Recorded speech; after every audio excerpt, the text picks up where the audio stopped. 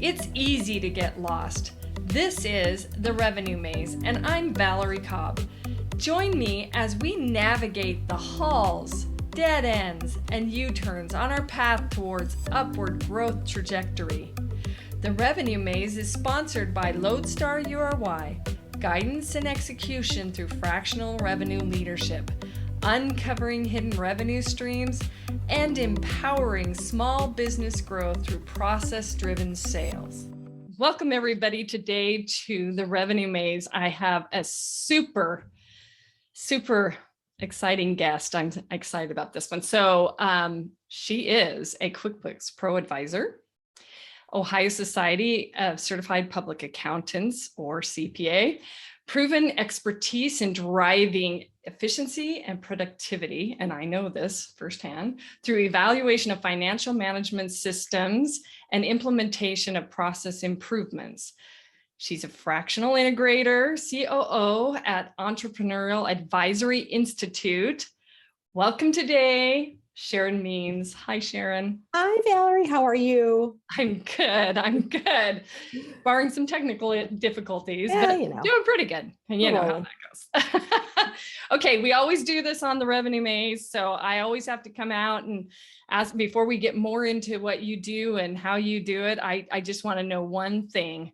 What is one thing you can tell our audience that they can do to get out of the Revenue Maze? Well, thank you for asking. It's such a great question.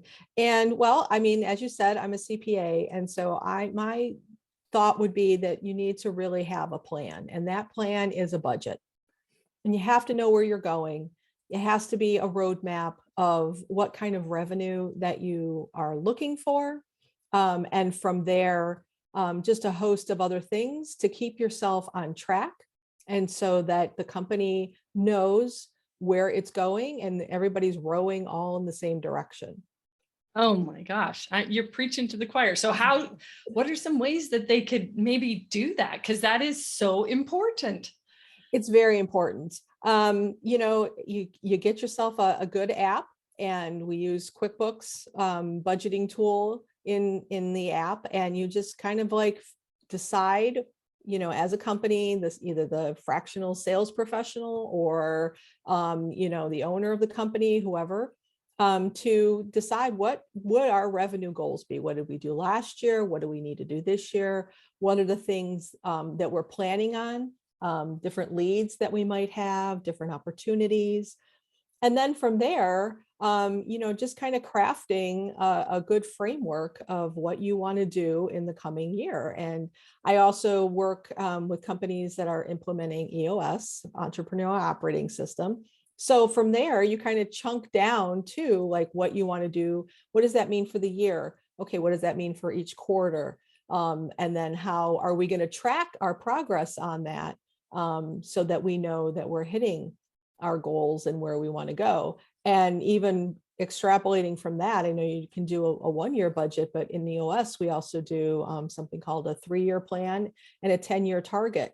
And so that can all be built upon, again, the budget for this year and where do we want to go. And I just feel like if you don't know where you're going and you don't have any kind of idea, it's a recipe for disaster. That is so true. I quote this quite a bit with a lot of people, but I love Alice in Wonderland, and I probably misquote it all the time, but I love when Alice is asking the Cheshire Cat, where do I go? And he's like, well, where do you want to go? And, and she's, I don't know. And he goes, well, then it doesn't matter. Right? Exactly. I think that's, exactly. Then it doesn't matter.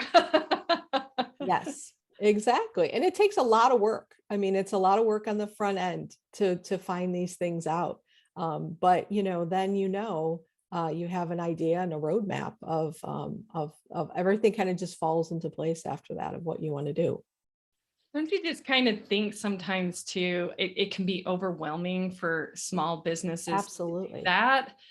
Absolutely. It is very overwhelming, but I think you don't want to let the perfectionism get in the way. So I think a lot of people think that it needs to be a perfect budget or a perfect revenue target. And it doesn't have to be. It just has to be your best guess let's just put something down. Let's see how we did last year. Let's, extrapolate that out for this year. And then, you get better at it. It gets easier. It's almost like, when you work out and you build up muscle and, it's like muscle memory, and you'll just get better at it as time goes on. Yeah, it's just, sometimes it feels a bit like they need that roadmap and they're not sure, especially small business owners, exactly where to start with it, right? You're like, it gets easier. But when I think about those, and I also work a lot in forecasting and numbers and stuff, I think one of the biggest hurdles that I've heard is just how to start it. It's like, yeah, I need to do it. I need to do it. Yeah. I don't know how to start it. And I don't know what numbers, I don't know what to track. Yeah. You know what I mean? Yeah. That's, yes. Well, and that's a big part of it. Yes. they get nervous even in front of, you're a CPA. It's like, oh, yes. maybe I'm saying the wrong term or the wrong word. Or that's that's what I'm saying. It doesn't have to be perfect. And I really do think it comes down to, seeing what you're comfortable with, what maybe you did last year. I mean, you kind of have to just put some logic behind it and just try to make your best educated guess.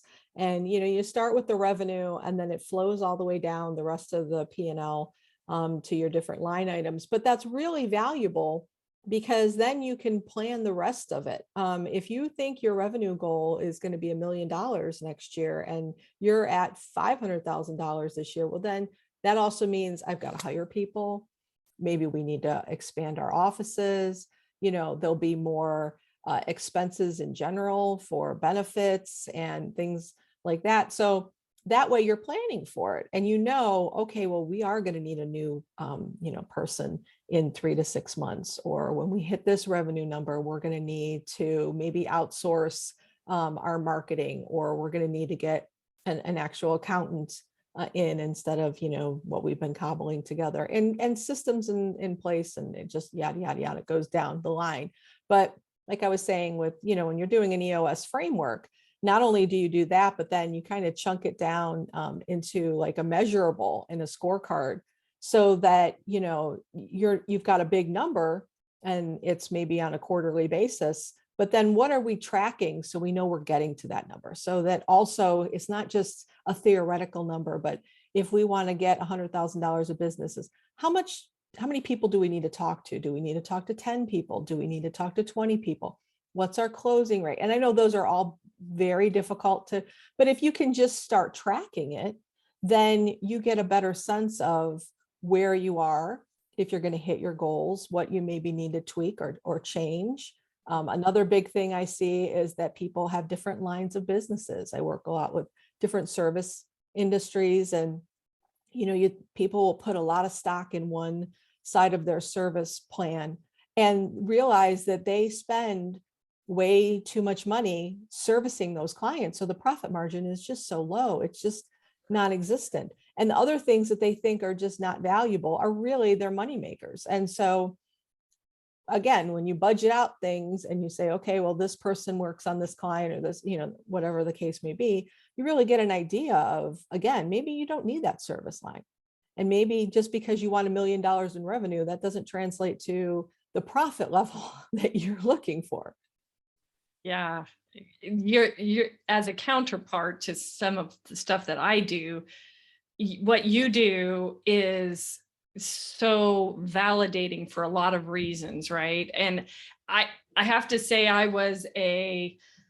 there was a time in my life it would just felt so daunting, and in revenue, I have to do their 5-year, and I've got to see where they need to go down to the human counts and the whole 9 yards, right? And one of the things that I really struggled with back in a few years ago was just feeling that overwhelmed. I mean, I sold tax and accounting software. I knew what numbers were, but you just felt so overwhelmed. And then at some point it was like, it was like reading Greek. And I had a really great mentor that was very much like you.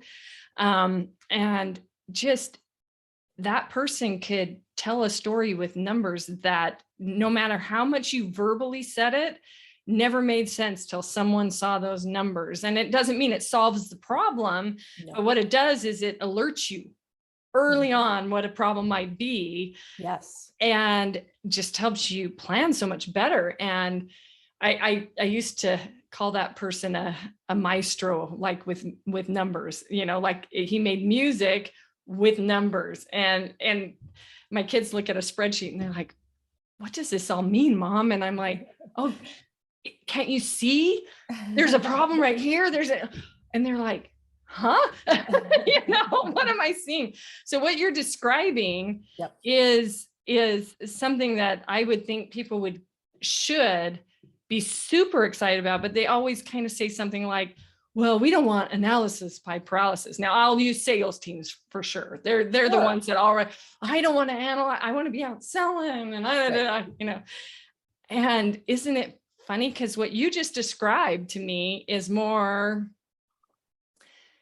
don't overanalyze, get a plan and choose a couple of things that you're marking to get your baseline or whatever. And then reset every quarter or whatever you need to do. Correct.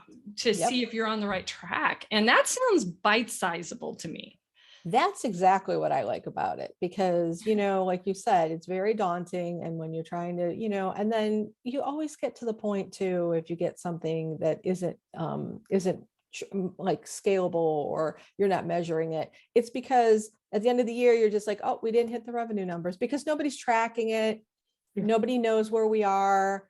Nobody's, asking the questions of, hey, did we talk to this client again? Do they need help? They had help last year. That was part of, and when you can chunk it down so that it's quarterly, it's easier to manage, and you have like real things that you're tracking, and, hey, we're supposed to talk to 5 clients this week. Did you talk to them? Because the 5 turns into 2 business deals, and, yada, yada. So it just really, I just think it's a much better way to go. It's not so overwhelming. Yeah. Because the 30 days, I think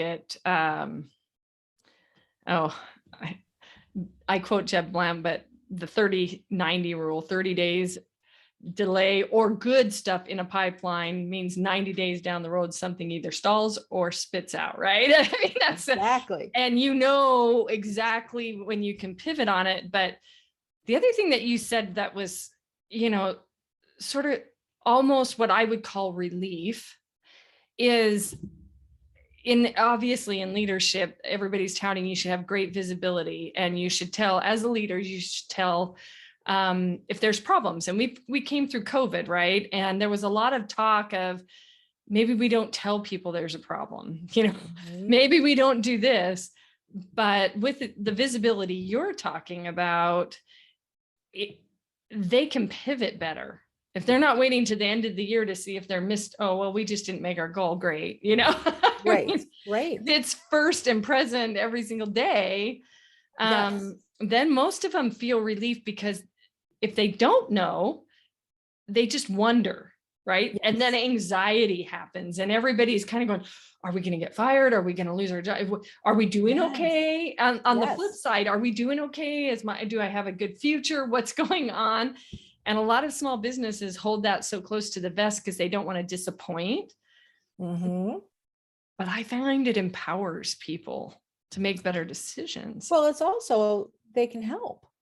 Exactly. If they know that, if they know that, we need to pivot on something because it's not going the way that we thought in a quarter, then people have ideas, and they can come to the leadership and say, hey, I've got kind of an out of the box idea, or, hey, I'd like to, help with something along these lines.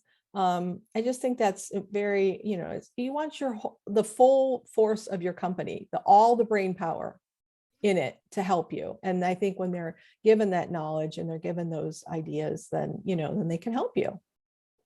Amazing. I am reminded of the Jack Stack story of the nuns in the school bus. I use it all the time. I don't know. I probably told you that, but do you know that story? No, I don't think so. Oh, so Great Game of Business is a different operating system, but it's and Jack Stack, and I've been fortunate to work on a lot of full-time equivalent companies where they've had different operating systems, and EOS is one of them. Great system.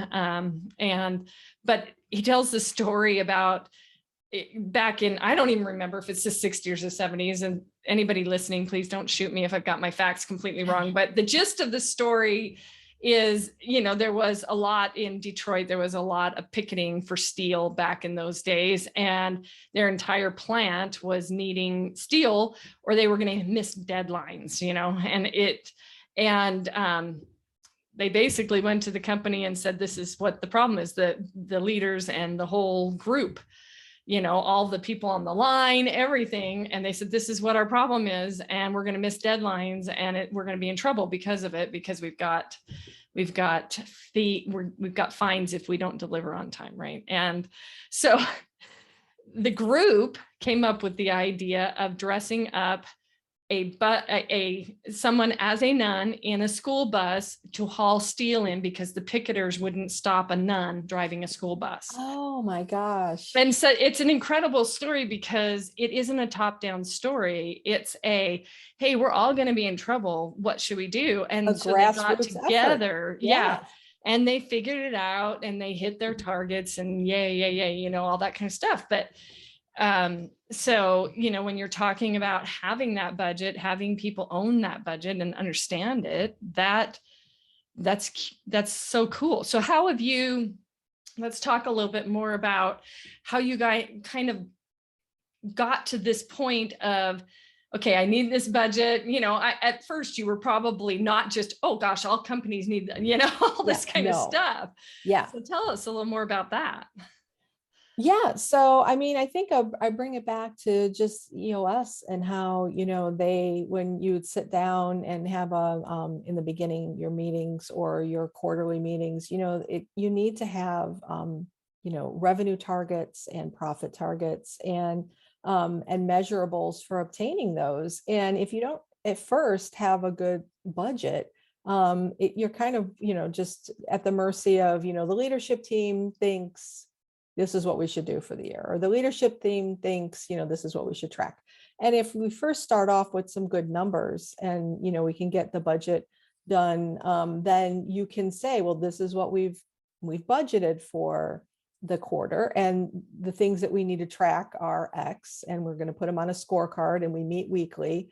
And that kind of just was like a light bulb of, budgeting is not just for, you do it in the beginning of the year and then you forget about it. But the way it rolls is that, you're looking at it quarterly, you're trying to figure out, where we need to pivot, where we need to kind of shore up, or, hey, we're doing really great, and what do we need to do about that as well? Not just the, lean times, but, when things are going well, we also need to navigate for that. Sure. Yeah. It kind of translates, you have either marketing, service, or sales, or whatever under or new product under the revenue arm. And when they're talking about quota, they all run, right? It's like, that's what they're hired to do, is bring in, but they run. And what you just described to me is more of a bottom up, top down, squish them in the middle kind of thing. And so you get buy-in, right? Absolutely. That's so key, is the buy-in, and not just somebody telling you, this is what you need to do. Because when you buy in, then you work hard at it, because you're like, okay, I see it, and I want that to happen. Yeah. And I would think that then, with all the visibility and all of the buy-in, that the company is that whole cultural health that everybody's after right now, Yes. Especially in this job market, right? People want to be happy in what they're doing. They want to know what they're doing. They're not drones. And and people should be happy in what they're doing. If you're not happy in what you're doing, find something else, because there's other places for you to be and be happy. Because I think that that's key. And if the culture fit isn't right for you, that's a big deal, and you're not going to be able to force your way out of that. It either is a good fit or it isn't. We have a phrase in EOS on, you do an accountability chart, which is everybody in the company has a seat and what they're responsible for, their top 3 to 5 items that they really need to focus on. And there's a thing called right people, right seats. And, there are people that are the right people in the organization, but they're in the wrong seat, they're in the wrong position. Or there's just people that don't fit in your company and they could be doing a great job in their seat, but they're toxic, or, they just are, miss deadlines all the time, just aren't the right person. So that's a great concept, is that, hey, if it's not a good cultural fit, and if you don't have a good culture, then you're definitely not going to have people stay. But also you want the people that fit with your culture, so that everybody's kind of knows where we're going and we're all rowing in the same direction. Yeah, I've used that years ago when I had read Traction. Mm-hmm. Remember how long ago it was. I always used I blended right seats on the bus, the right Yes. seats on the bus, right? Yes. And what you're describing, really, it's not, it's very just it's intuitive versus counterintuitive, right? It's like, Right. if you want an organization, if you want people to thrive in an organization, they need to fit the organization as much as anything else. We added that kind of as that behavioral interview guide, so that it does fit into the culture, because then you end up with the topic of the show, revenue. It costs a ton of money to rehire people. So much money. So yes. Well, and the training, I mean, you spend so much time, the investment of your employees to get them up to speed and to make sure that they are doing things the way you want them to do it, in the right way and all that. And to mishire or have someone leave it's a big deal. And, you want to definitely mitigate that, because again, it's not going to help you get to where you need to go. On the sales side, it also costs the revenue that they could have been generating the whole Absolutely. time while you're training them at that too, because that's very true. There's not a stopgap there. So there's a whole nother podcast on that one. I'm not even going to get into that one, but not today. Sharon, let's go back just a little bit in time, because you became an EOS integrator, but what kind of drove you to all of what you do in life? People want to hear more about you and why, what makes you tick and why you chose this path. Yeah. So I have been working with small to medium-sized businesses my whole career. I started out, got my CPA, became a controller for small to medium-sized businesses. And about 10 years ago, took a position at an accounting firm. We do outsourced accounting. And from that, we, worked with, again, I was the controller for some of those smaller companies, and became the COO at the accounting firm.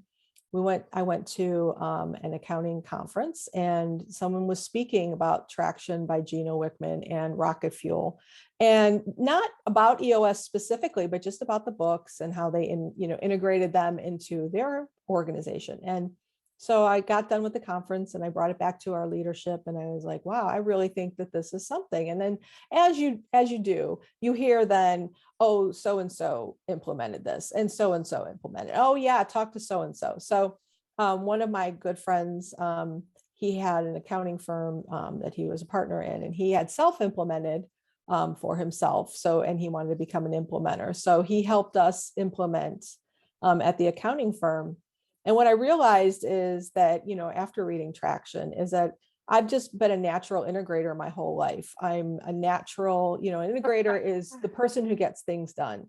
Yeah. So, there's the CEO of the company, the visionary, and they're the ones that have the big vision, and, they've got all these ideas. And then I'm the person that gets things done. I'm the COO, and I'm the person that holds people accountable. I'm the person that everyone comes to kind of get the vision of the visionary and the company and make it a reality. And by, again, chunking out into little quarterly pieces.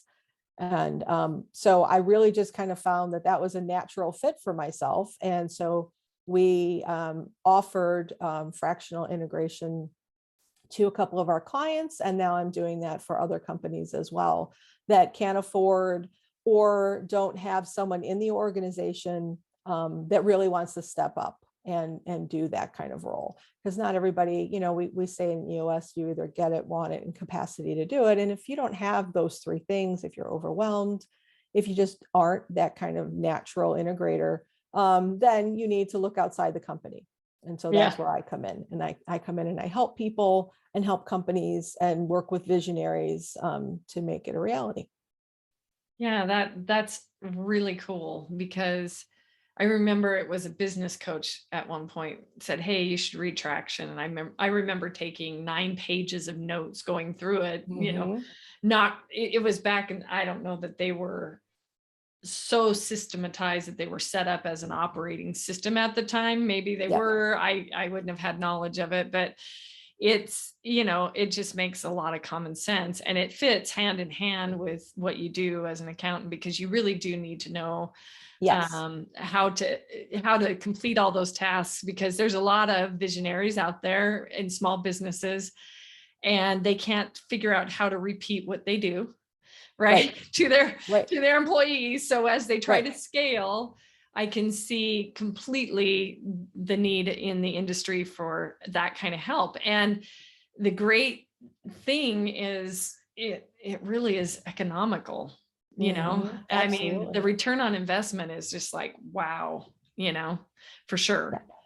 Yeah. So I think go ahead. It's very helpful because, like visionaries, they just have these big visions all the time.